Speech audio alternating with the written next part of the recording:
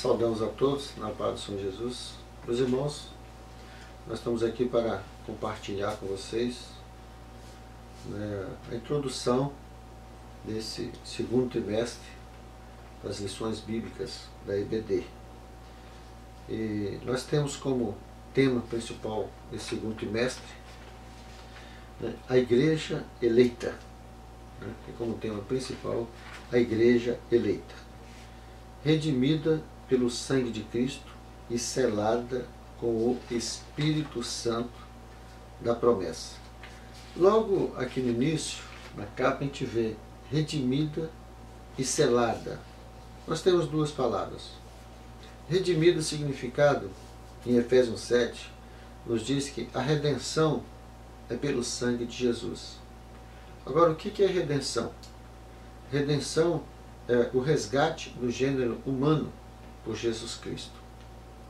Agora, selada, em Efésios 1,13, nos diz que quando a pessoa assume o compromisso de ser fiel seguidor de Jesus, recebe a selagem do Espírito Santo, indicando que é propriedade do reino de Deus. Então eu quero dizer para você que você pode glorificar muito ao Senhor, que já de início, na capa, já traz essa expressão que você é propriedade de Deus. Se você é propriedade de Deus, é propriedade do reino dele. Você não pertence a este mundo, você não pertence a uma pessoa, você pertence a Deus, porque você creu e é fiel a Jesus Cristo. E carta aos Efésios, trazendo como a primeira lição, nesse 5 de abril, nos tem como tema a saudação aos destinatários, ou seja, carta aos Efésios, a saudação de Paulo, no caso escreveu, aos destinatários, as pessoas que iriam, que receberam a sua carta. O texto áureo nos diz: a vós graça e paz da parte de Deus nosso Pai e da do Senhor Jesus Cristo. E na verdade prática nos fala o seguinte: a epístola aos Efésios revela o propósito eterno de Deus para a igreja. Então é importante a gente frisar isso aqui. A epístola, ou seja, a carta aos Efésios, revela o propósito eterno de Deus para a igreja de Cristo.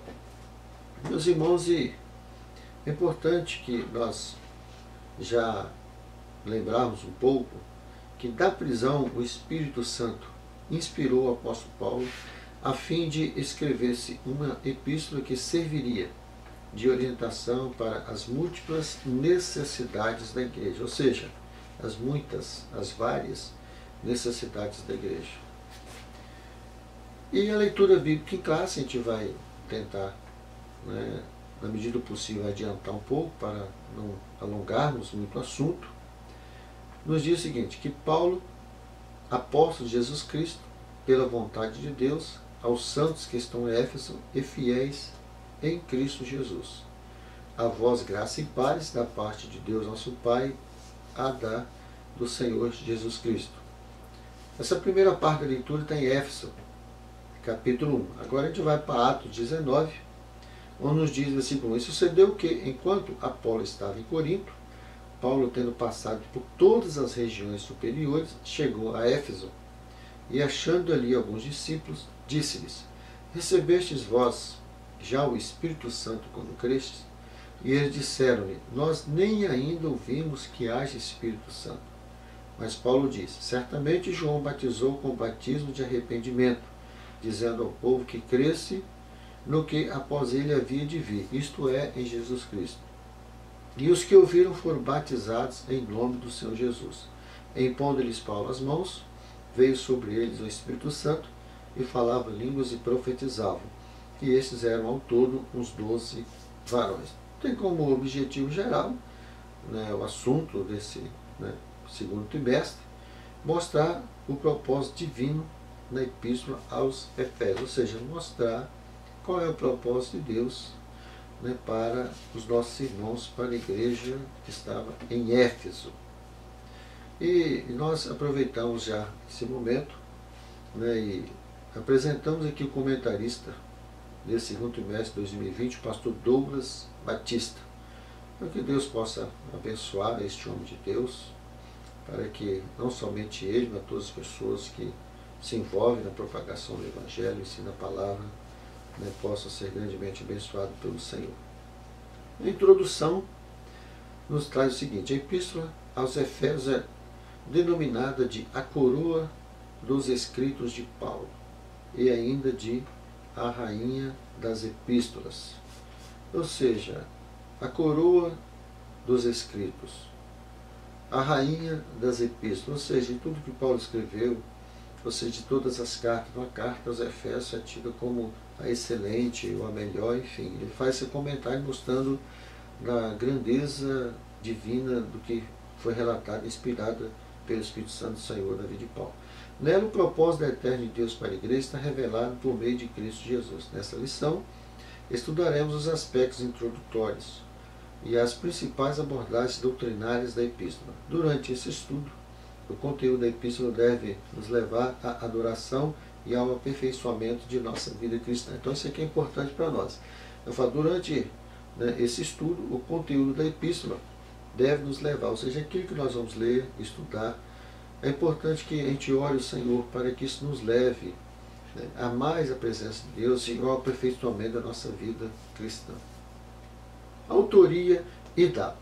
É importante também lembrar que nessa primeira lição, desse domingo, 5 de abril de 2020, nessa primeira aula do segundo semestre, é simplesmente uma visão panorâmica daquilo que venha a ser nesse segundo trimestre.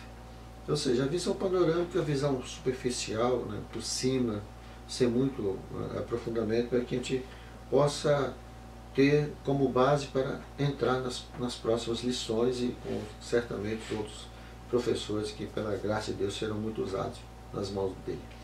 Autoria e data. Autoria. Conforme o costume da época, o autor inicia a carta declarando sua identidade. Paulo, apóstolo de Jesus Cristo.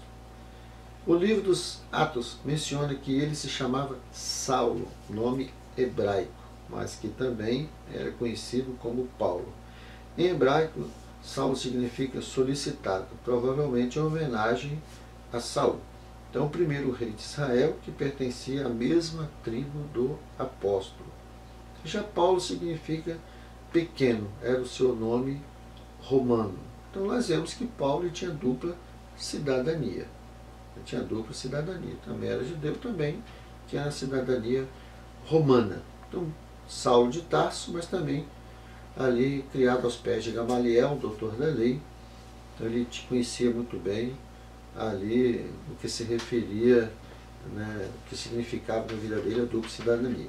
Então, a assinatura apostólica. Nas 13 cartas de sua autoria, o apóstolo se identifica como Paulo, nunca como Saulo.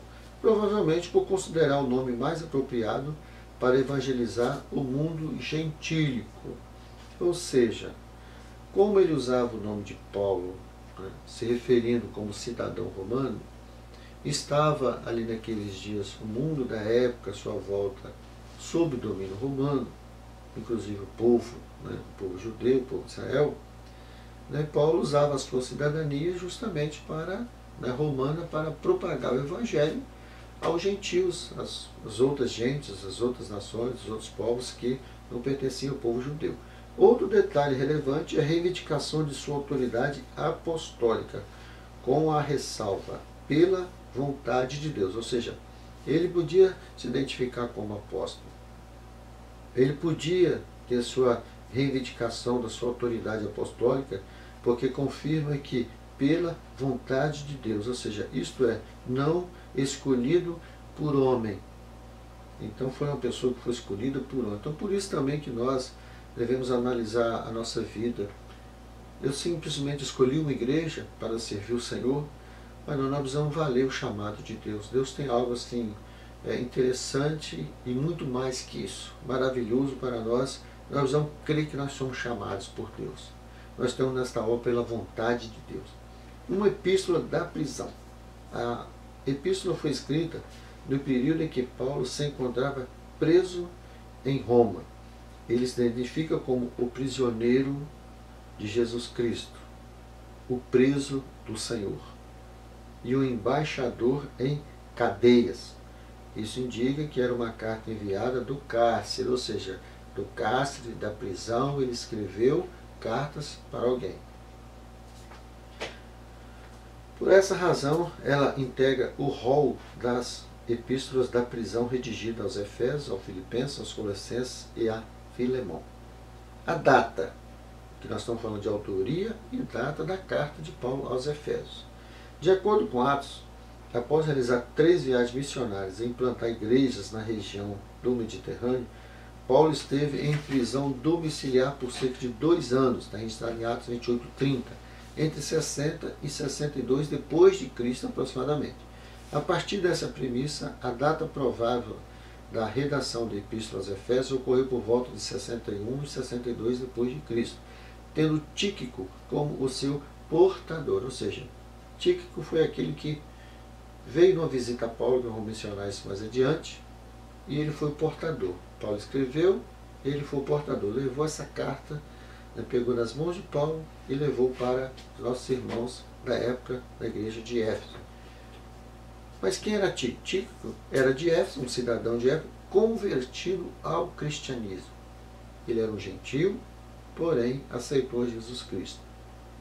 Então nós vemos aqui como, segundo tópico, destinatários, ou seja, para quem? Quem é o destinatário? Paulo queria que essa carta chegasse a quem? Então aqui fala assim, a cidade de Éfeso, fundada por volta de 1050 a.C., está falando da cidade de Éfeso, onde estava a igreja do Senhor naqueles dias, como se diz carta aos Efésios. Então, fundado por volta de 1050 a.C., tornou-se num centro político, comercial e religioso da Ásia Menor. Ásia Menor. País hoje atual conhecido como Turquia. Era uma cidade litorânea cujo porto desaguava no mar Egeu. Sua principal rua era pavimentada em mármore com colunas trabalhadas em ambos os lados. Era considerada uma metrópole com cerca de 500 mil habitantes. Então nós vamos ver que não era uma cidade pequena. 500 mil habitantes, o maior anfiteatro do mundo da época, com capacidade para 25 mil espectadores. Então próximo dali ficava o estádio, com a pista de corridas e a arena onde ocorriam as lutas entre animais selvagens, como também entre homens e animais, enfim. Então nós vemos a grandiosidade dessa cidade, como que ela era tão populosa. Agora, o comentarista fala sobre a religiosidade em Éfeso. Como que era a religiosidade lá em Éfeso?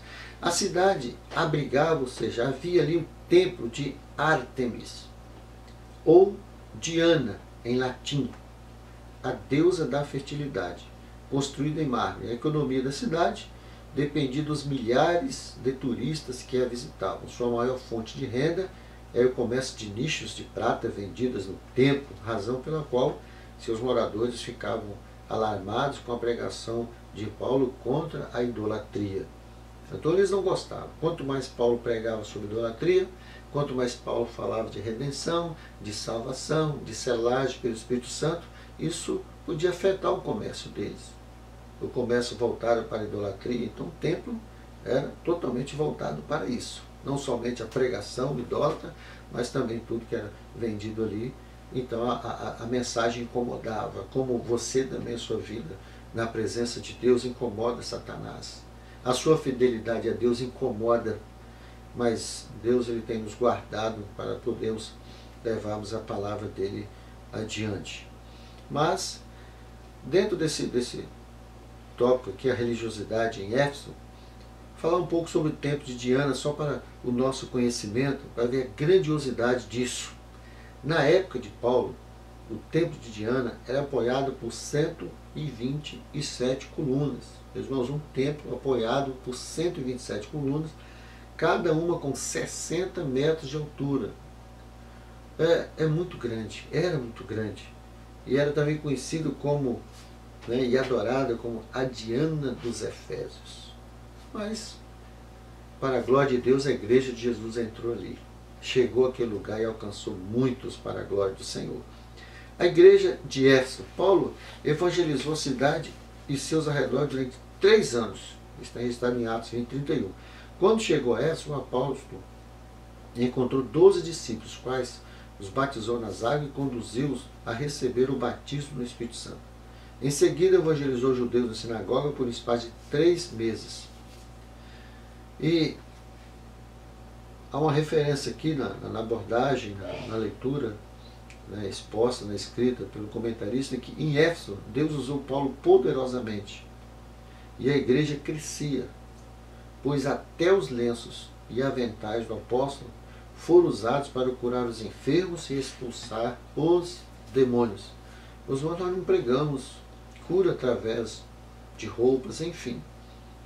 E também nosso foco não é falar sobre isso aqui, mas nós não podemos deixar de falar das muitas maneiras pelas quais Deus ainda tem curado o seu povo e vai curar. Deus ele vai continuar operando os milagres no seu povo. Enquanto houver igreja fiel, os céus fiéis nas igrejas, não faltará a bênção do Espírito Santo. Deus pode curar através da pregação, Deus pode curar através do louvor. Você com alguma enfermidade, ou eu com alguma enfermidade, podemos ser curados agora no momento que estamos meditando essa palavra. Enfim, Deus ele opera de maneira gloriosa, mas naqueles dias era algo assim que marcava. Até os lenços e aventais do apóstolo Paulo foi usado para curar os enfermos e expulsar demônios. Meus irmãos, e a igreja de Éfeso, falamos sobre a religiosidade de lá, agora a igreja de Éfeso. Como é que começou? Ela foi fundada em 53 depois de Cristo, na viagem de Paulo, de volta a Jerusalém. Paulo voltou um ano depois, em sua terceira viagem missionária, e ali permaneceu durante 3 anos pregando e ensinando. Por isso que incomodava tanto as pessoas que tiravam seus lucros através da idolatria. Em outra ocasião, enviou Timóteo para liderar essa igreja. Paulo, pouco tempo depois também, prisioneiro em Roma, recebe a visita de vários mensageiros das igrejas. Ele, como preso, recebia suas visitas, e uma dessas pessoas que veio visitar Paulo foi Tíquico, de Efésio. Paulo escreve a carta e essa carta é enviada por ele aos Efésios, ou seja, a igreja de Éfeso, aos nossos irmãos que pertencia à igreja de Éfeso. Só para a gente ter assim, essa visão panorâmica da carta de Paulo aos Efésios. A saudação epistolar. A saudação é a mais breve dentre todos os escritos de Paulo. Ele se dirige aos santos e fiéis em Cristo. Os santos não eram porque eram pessoas perfeitas. Não eram pessoas perfeitas.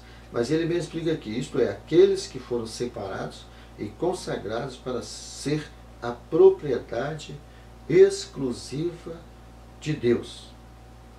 Então isso para nós também é muito importante. Nós somos propriedade de Deus. Você pertence ao Senhor. Você não está nas mãos de qualquer um. Você foi selado pelo Espírito Santo de Deus.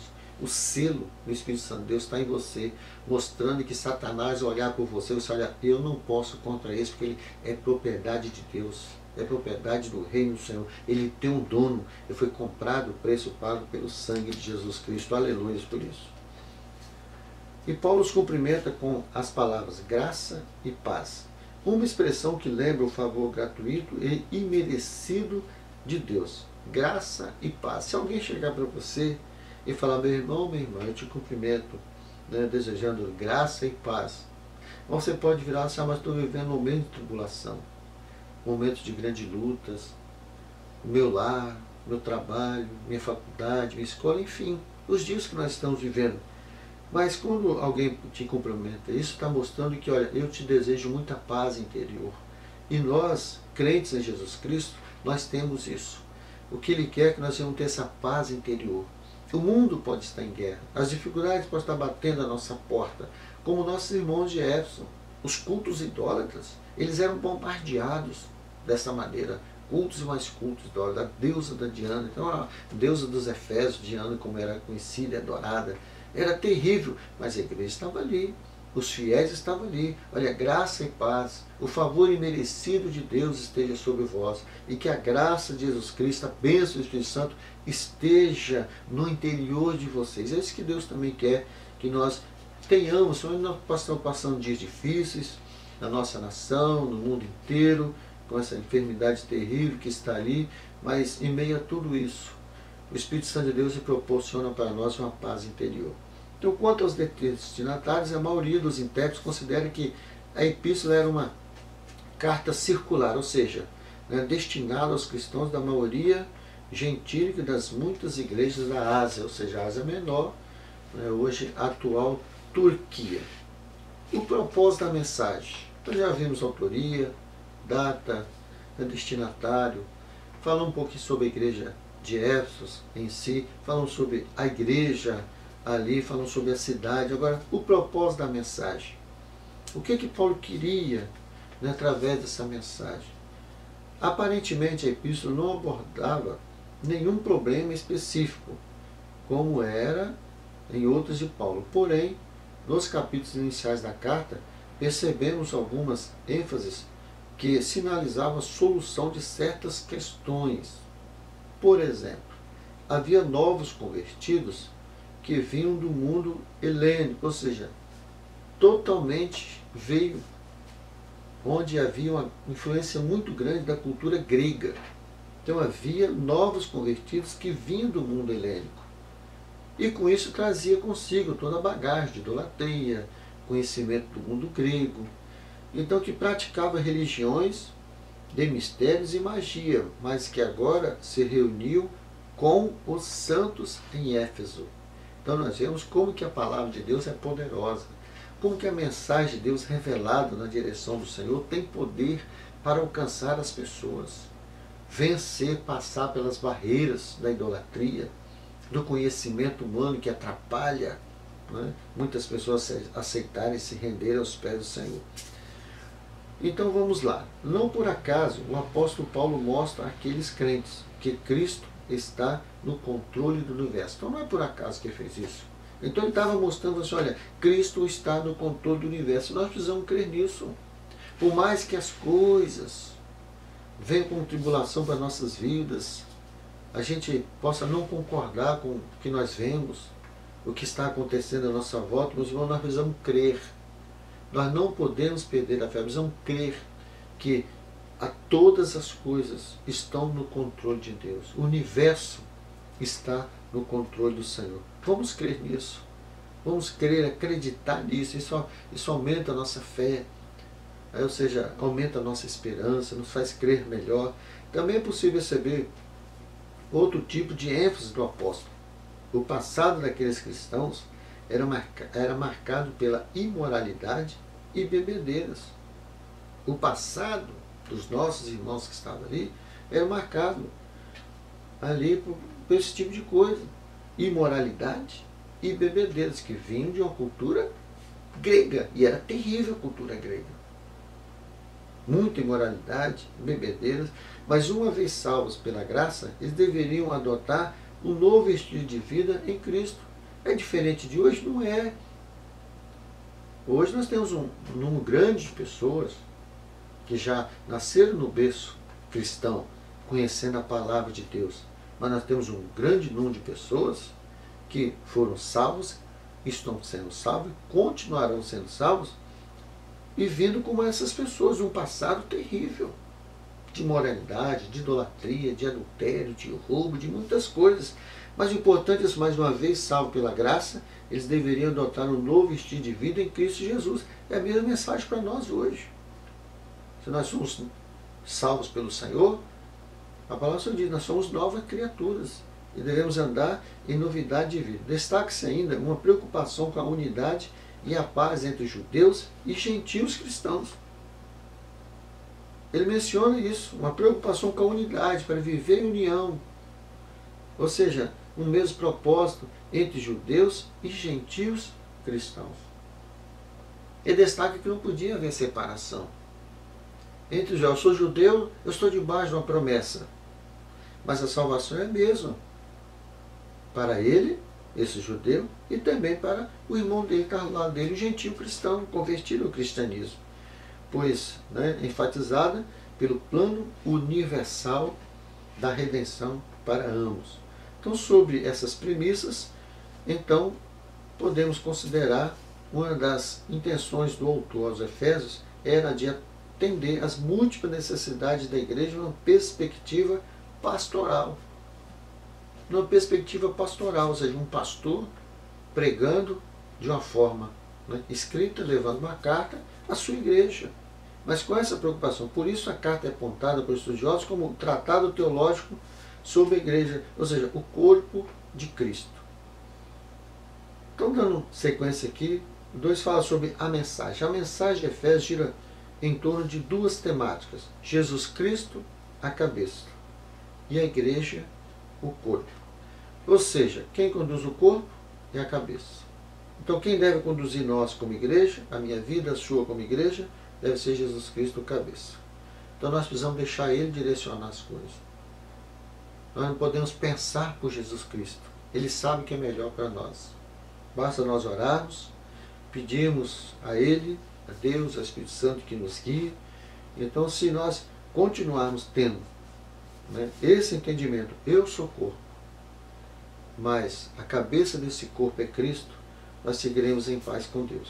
Assim podemos classificar os desdobramentos desses assuntos nos seguintes eixos temáticos: a consumação do plano eterno de Deus na pessoa de Jesus Cristo, a atuação do Espírito Santo como penhor da experiência da salvação, a reconciliação dos povos por intermédio da cruz de Cristo, a revelação do ministério da vontade de Deus por obra do Espírito Santo, um novo estilo de vida baseado na unidade, na comunhão com o Espírito, na frutificação, na adoração e na intercessão do Espírito, os novos relacionamentos conjugais e a luta contra o diabo. Portanto, a epístola contém uma combinação de doutrina, fé e prática da vida cristã, ou seja, de tudo o quanto Deus fez e do que se espera que a igreja faz.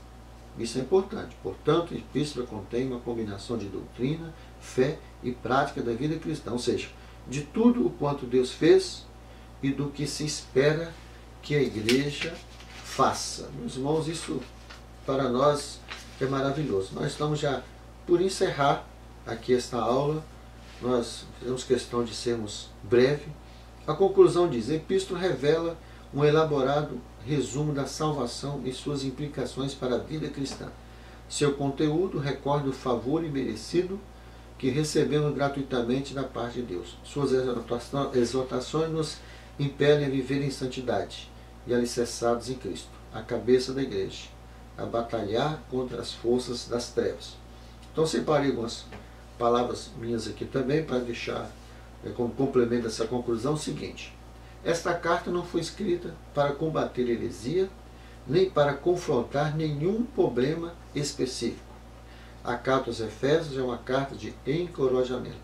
Nela, Paulo descreve a natureza e a aparência da igreja, e incentiva os crentes a funcionarem como o corpo vivo de Cristo na terra. Meus irmãos, a gente tentou assim resumir de maneira breve, para não tomar muito tempo dos irmãos, mas que Deus ele possa abençoar a vida de cada um. Certamente os irmãos queriam interagir, nós também, como na escola dominical, mas nós estamos em nosso isolamento social, estamos sem culto nas nossas igrejas, mas eu sou igreja, você é igreja. Então, onde você estiver em comunhão com Deus, a igreja de Cristo estará ali. Ou na sua faculdade, seu trabalho, no seu lar, enfim, onde você estiver, você é a igreja de Cristo. Que Deus possa abençoar a vida de cada um nessa meditação dessa primeira aula, onde foi essa visão panorâmica de cartas do apóstolo Paulo aos Efésios, e que Deus assim abençoe. A minha intercessão é que Deus abençoe a sua vida, o seu lar, a sua família, a igreja onde você congrega, a igreja de Cristo na terra, e que Deus possa abençoar grandemente as aulas que seguirão nesse segundo trimestre, falando sobre a igreja eleita, da redenção, a selagem do Espírito Santo, que Deus possa usar cada professor de maneira assim gloriosa, na autoridade do Espírito Santo, para que haja uma grande bênção na vida de cada igreja, cada ministério. Que Deus abençoe a todos vocês, fiquem na paz do nosso amado Senhor Jesus Cristo.